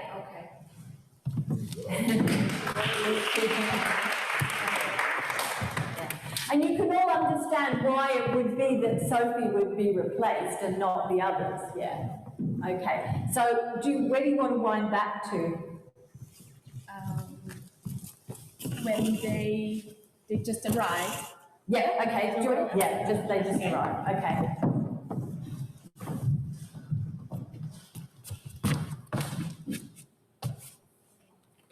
Ding dong. Oh, some friends. Come on in. Hi! How is everyone going? Good. Good. You look a bit tired. Yeah. Must have been from the party, right? Yeah. It was so fun. Yeah. Yeah, actually, Amanda is also exhausting. She got home this morning quite early. Yeah, she just slamming the door, stumbling into her bed. Does she? Is she okay? Yeah, she's not okay. She is crying. Crying? Well, it's so typical. I know, she is so dramatic. Like, No, hang on a minute. Do you know what's up with her? No. After yesterday's party, I received a lot of calls from Amanda. Well, I missed it, so I don't know what's wrong with her. I don't know. Did you ask her? Did you ask her about if she's okay? If she needs something? Actually, we were sleeping, right? We were waking up. We don't know what happened, but if we want to go upstairs and knock the door, she didn't. She didn't want to say something to us. It's not our fault, right? Yeah, I think. Do you reckon she's all right? Like, that doesn't sound great. I'm going to give her a call. Yeah, do it. Do it. Yeah, Just yeah. do it. You can make sure she's all right. So we'll stop there. So do you feel you got very far with that? Sorry? Did you get very far with that, do you think? I don't know. I think they could do a little bit more, you know. Yeah. Yeah, definitely. I think they just didn't care. Yeah. And then say. Sometimes it's interesting to find out what the reasons are, and I actually, when we created this, I always thought these two, I think you were right to actually target them, for want of a better way of saying it, because they know, they're the ones that actually do know at least a little bit more, and we don't know where they stand on anything, do we? I mean, it's pretty clear what these characters think, but it's not really super clear what they think. So it's sort of interesting. What might be the reasons? I might just put that to you as a sort of discussion point. What might be the reasons that they're kind of not really engaging one way or the other and trying to stay out of the frame? Any ideas? If you want to, we'll keep it playing, and if you want to, you can stop it and you can ask them what they think. There is a question yes, sure. for online audience. Yes. So Gabriela her question is about the script, the choice of the script. Is why does it have to be a man who made the calls and doesn't seem a little bit biased? So it's really a conversation going about this. Why is the guy who is trying to defend the? Can I ask you a question? Yeah, sure. I'm curious. It was a very, just to answer a little, not to answer completely, but it was a very conscious choice that we made. It was a conscious choice. And obviously, like, you know, as a spectator, like during the rehearsal, I had attended the rehearsal, I know a little bit about that, which other members might not know, but I'm curious, are you a man in this like role that you're playing? I mean, you are male presenting, you've got the male physique, the male voice or whatever, but like, are you indeed a man? Because that might be an assumption that the audience members are making, or even the, you know, individuals in this play. Yeah. Should I answer? Yeah, sure. Yeah. So first of all, to answer it, I think Amanda is one of my friends, which is why I'm calling her I Am Concerned, and that has no relevance to my gender, obviously. But if you think about later on in the scene, these girls here have a real go at Sophie, new Sophie, and they really attack her in a way that they don't attack me. So I am male presenting, and for the purpose of the scene, I am a man, whatever a man might be. And if that answers your questions, that's as much as I know about the matter. And I think it raises other questions about why do they attack? Yes. It was designed to be problematic. Yeah, Sophie, did you? I just want to add that we made Josh a man because we wanted to kind of challenge any kind of preconception that it was to do with gender battle, that it was to do with the gender battle, and that it's not just necessarily like women, Sophie wanting to believe Amanda because she's a woman. So it was, you know, try to problematize that and suggest that possibly, you know, it's not about that, and people can believe or not believe regardless of their gender. That makes sense. Thank you. That was a really good question from Gabriella, was it? Yeah, thank you, Gabriella, because that was something we would hope you would notice, that it was actually a male.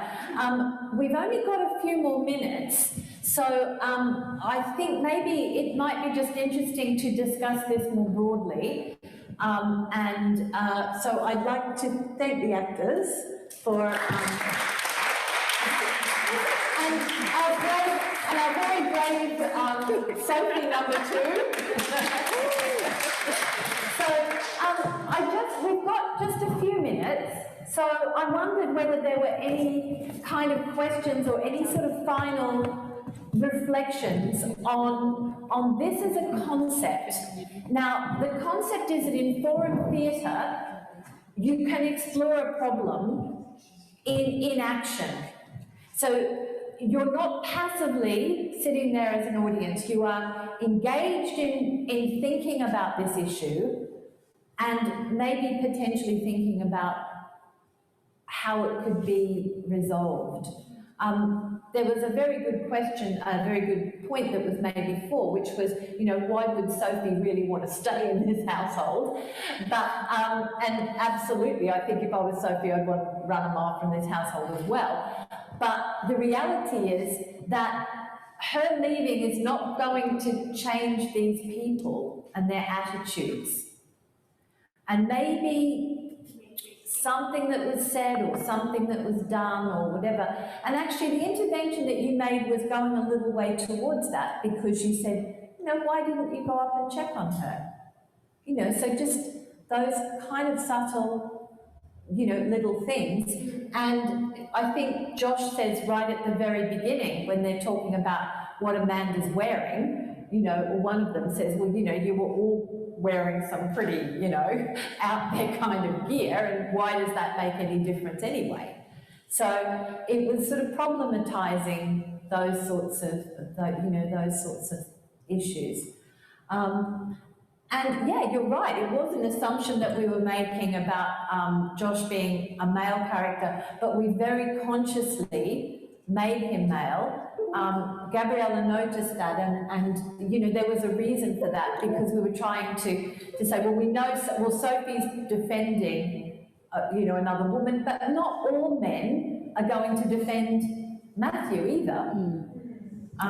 You know, they're going to be, you know, that's not necessarily true either. So it was just kind of opening up those ideas for you.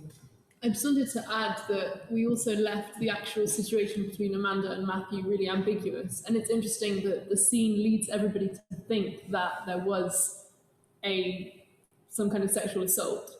But at the end of the day, we don't really have the evidence, and we don't know Matthew's point of view, we don't know Amanda's. So it's interesting again that even though this scene is kind of put out as like the bad guys and the good guys, we still don't know.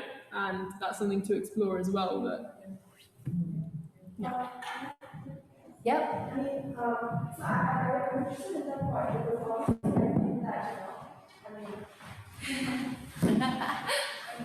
I'm interested in that point because I think that, obviously if we were in a legal setting, we want to examine the evidence before we make kind of our choice on who's the culprit and who's not, right? But I'm curious because, I'm curious, because, I'm going to put it in a very direct way,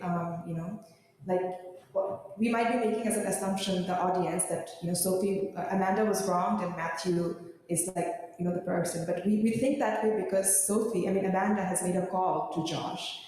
Josh has called Amanda and Amanda has said something to him that signals that. So it's not like we're going off of this kind of anti-female bias or like a male bias in suggesting that, maybe Matthew has done something wrong. So I'm kind of curious, why, I'm kind of do you understand? I think I'm not really sure. I guess I see what you mean. That yes, we do have some evidence, and it's that she's crying. Right, exactly. Yeah, but that's what I'm saying. That doesn't give us too much evidence. She could be crying for whatever reason. Yeah. Right, and that's what your character is portraying. That she could be crying for whatever reason because she just cries all the time. But also, when people saying that someone abused me is a different claim from saying, I just scraped my knee. You know what I mean? Was there a mention of the actual abuse? Okay, yeah. Oh, that's true. I think we tried to imply it, but leave some ambiguity. No, that's true, and I guess that's probably where I would ask Josh, what did Amanda really tell you? Yeah, well, see, you would have had that opportunity.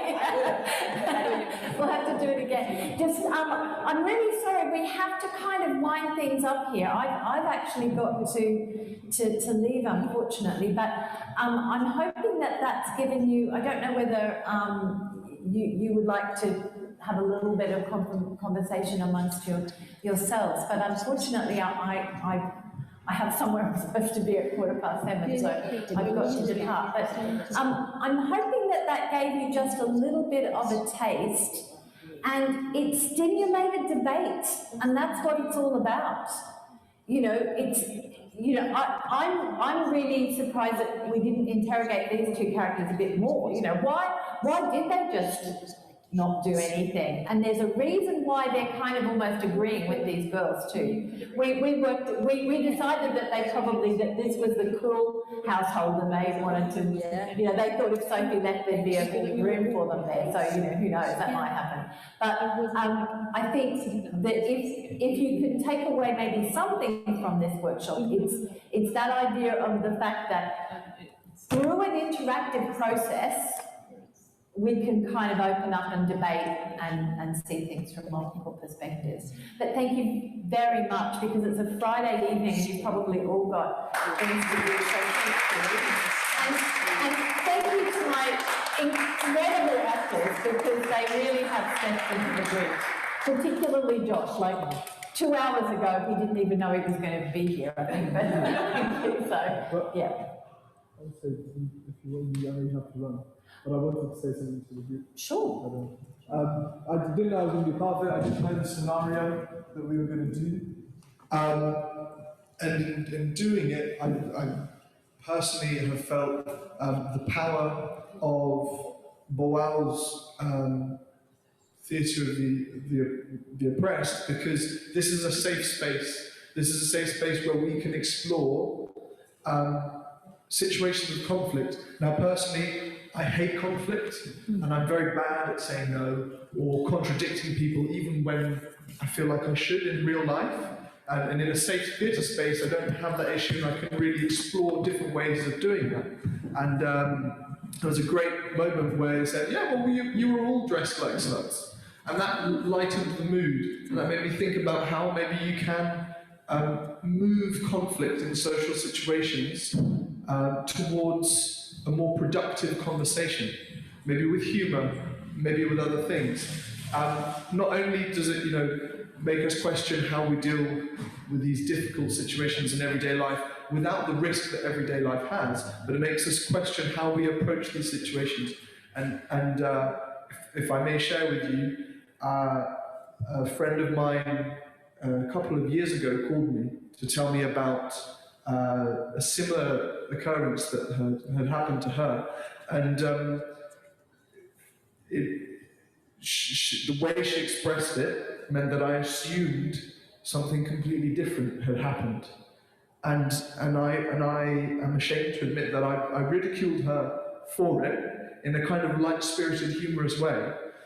And it was only through much conversation afterwards that I realized how insensitive and how wrong I was. And everything's fine with my friend now. But these kinds of situations, which make us examine quite in detail social situations of conflict, and be sensitive to how each people might communicate, how things might be hidden, how things might be ambiguous, I think it is really valuable to bring into our everyday lives. So yeah, I hope we do more of this in the future, because I think it makes us better communicators and better humans. And that's just what I got out of it.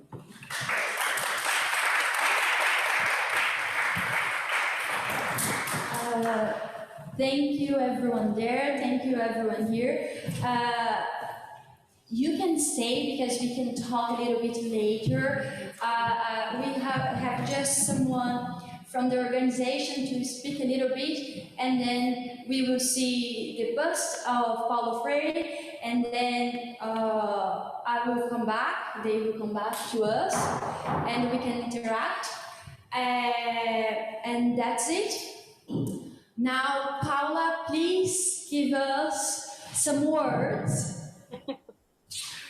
Well, thank you, Zu, very much. Thank you all. I'm still under the impact of Boal's Theatre of the Oppressed, but I'll try to string up some words together just to thank you all.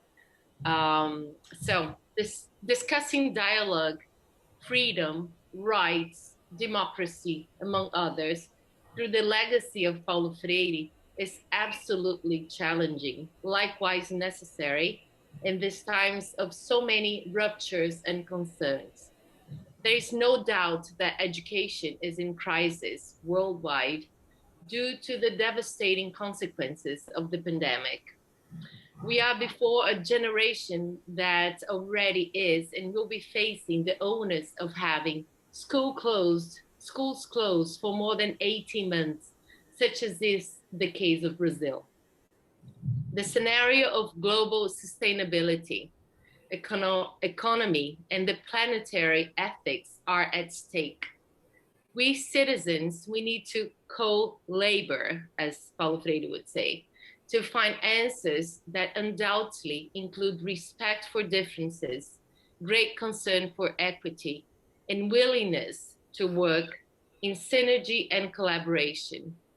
Paulo Freire left so many lessons and clues, actually, for the reordering of hope, which do not involve immobility, but involve hope in movement, esperançar, we say in Portuguese, as a verb of action, as an invitation to transformation.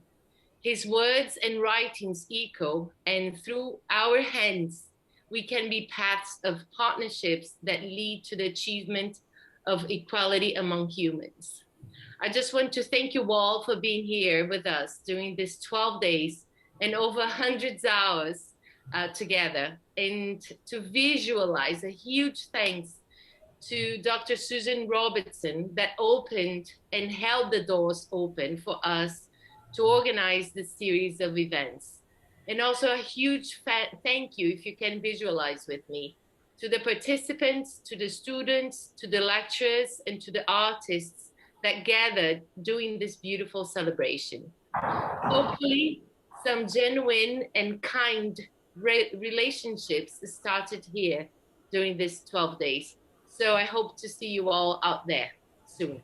Bye, thank you. Well, now,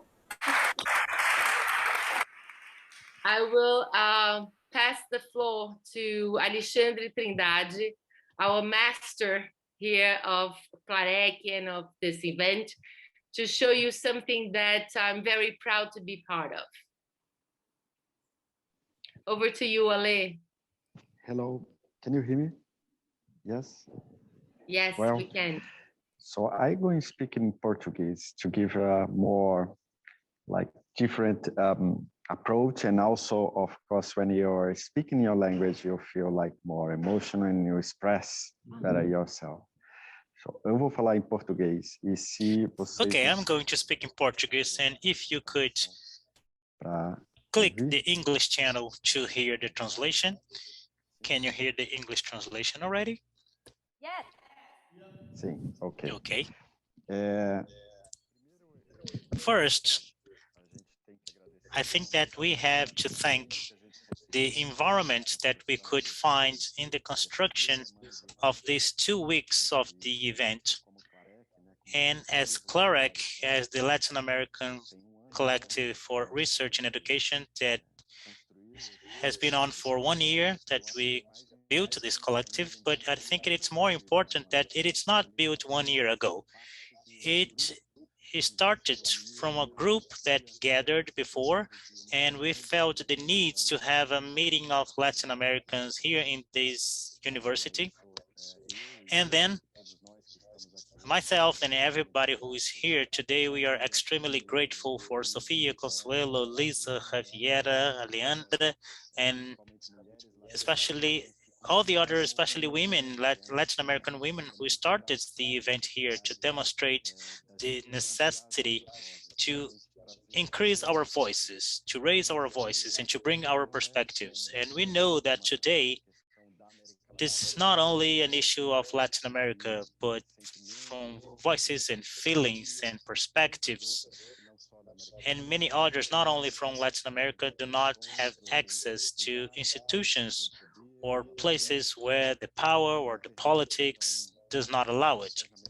So we are forever grateful for the start of this process that started long ago.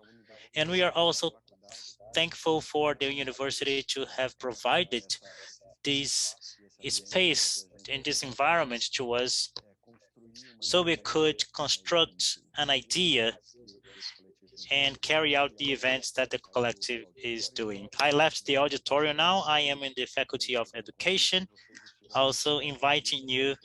You spent almost 2 weeks here visiting online, but this is where we study. And we have a few people to show you. This is the sculpture of Paulo Freire that is now forever part of the Faculty of Education in the University of Cambridge. And it is here in a temporary place, but later it's going to be permanently put in the entrance and in the library that is located here. This is the plate to recognize that everyone who participated in this event, besides the CLAREC and other groups of research here in the Faculty of Education, that quite generously since the beginning accept that challenge to put together this timeline and this schedule and this program with us. But there are people from outside, social movements, research groups, institutions. So to all of you who participate in that, also coming to the event and being together with us with the debates, we want to thank you from the bottom of our hearts. It is very important, not only to us, but I think the most important is to leave a legacy. So other people that can come after us, whether participating in a forum here, they can start from this and transform this space into a more inclusive, more diverse one. So Juliana, now the floor is yours, and I leave you with the great honored person that we paid tribute this week. Thank you.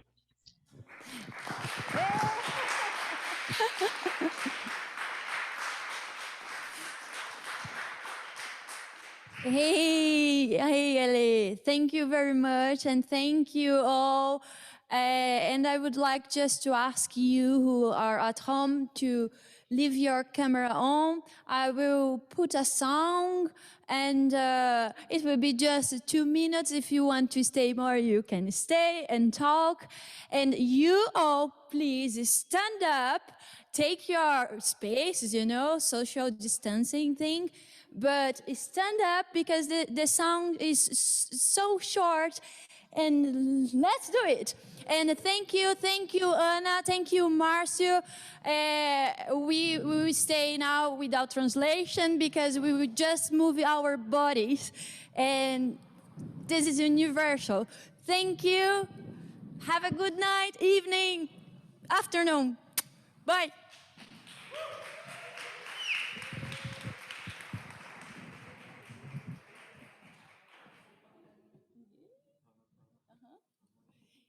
Yeah, you can come on the floor.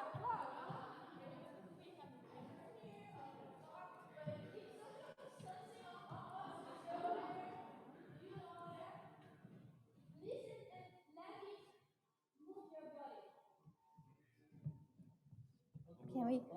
Yeah. Hang on. Mais forte. E quem quiser máscara, tá lá. A máscara aqui. Oh, sorry. The mask is there, and you can do your lips, your mouth,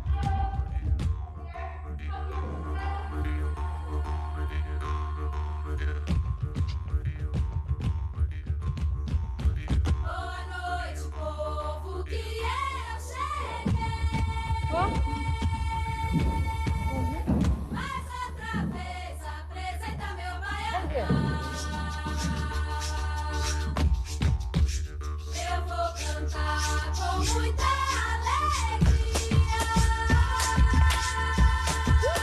Vou apresentar essas baianas da Maria.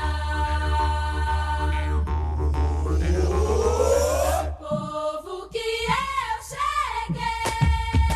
Mais outra vez apresenta meu baianão.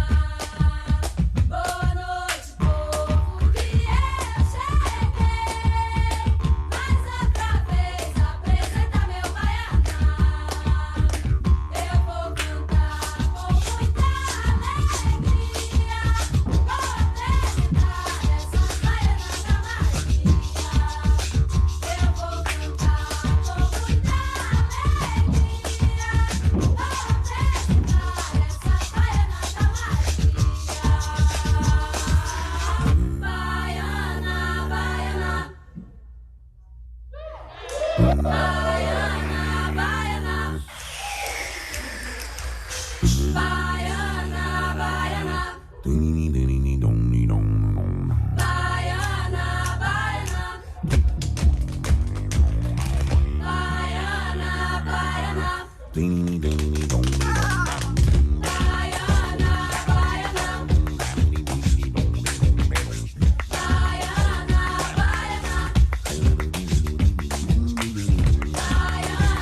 baiana. Baiana, baiana. Jacarecica, Ponta de Morro Grosso, Levada, Camone, Poço, Bebedouro, Jaraguá. Coqueiro seco do outro lado da lagoa, se atravessa na canoa, Lamarão é no Pilar. Olha o buraco do barreiro, cavaleiro, bravo do carro, carreiro, desvia pra não virar.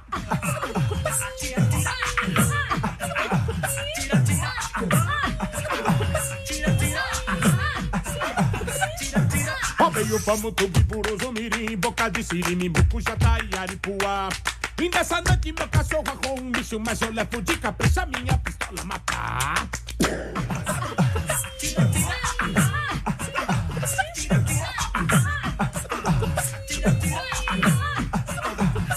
São